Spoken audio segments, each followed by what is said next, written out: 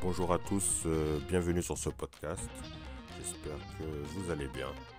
Je vais reprendre une question qui m'a été posée sur Instagram.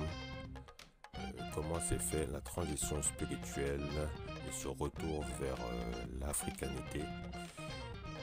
Tout d'abord, je précise que je suis un afro-descendant venant de la Caraïbe et que plein de choses ont pris naissance à partir du moment où est-ce que j'ai pu constater que tout ce qui appartenait à la religion était un symbole colonial.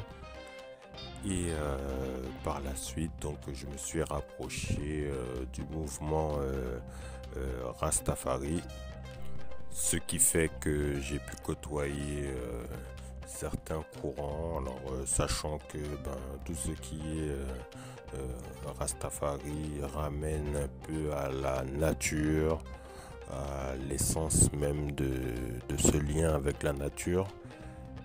Par la suite, j'ai pu justement adhérer aux églises éthiopiennes.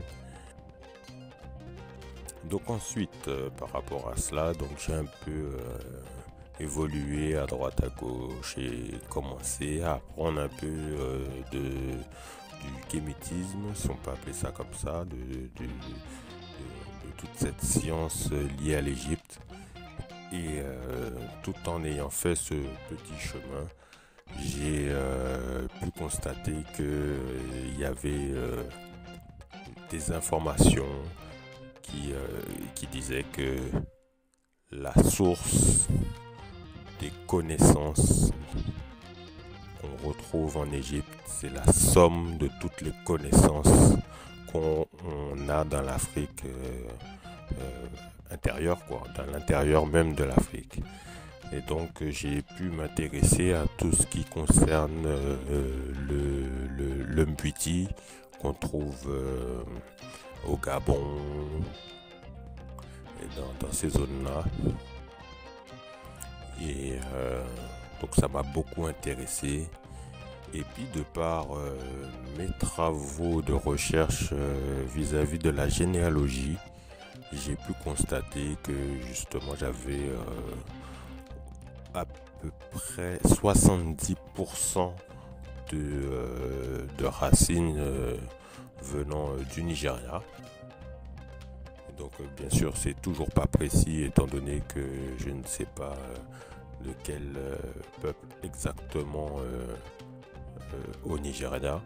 Mais ce qui a pu justement me mettre la puce à l'oreille, c'est la spiritualité qui se trouve dans ces contrées-là, qu'on nomme communément le vaudou.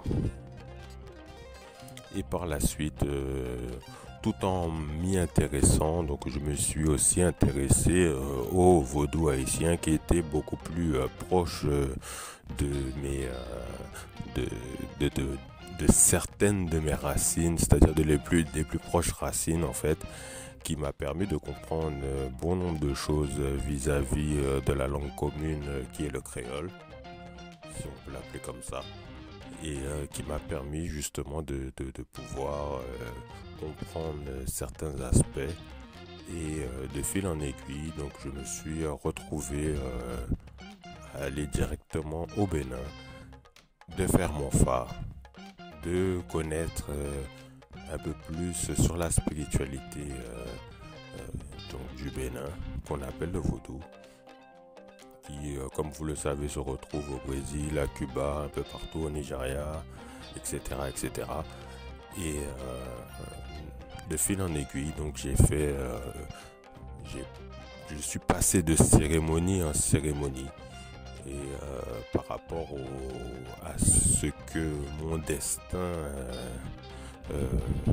donc que j'avais choisi vis-à-vis de mon destin en fait, dans cette incarnation.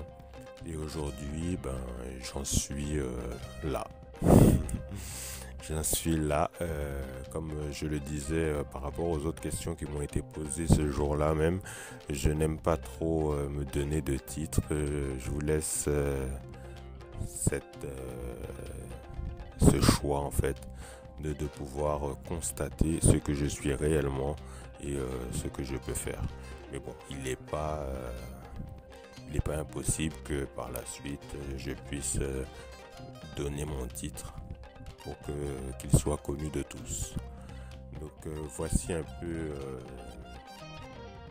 ce que je voulais partager par rapport à la question qui m'a été posée sur Instagram pour pouvoir donner un complément d'information et que ce soit plus clair pour tous les abonnés. Donc je vous invite bien sûr à vous abonner à la chaîne YouTube ainsi que sur Instagram. Et il y a de bon nombre de découvertes qui sont à venir. Donc à très bientôt.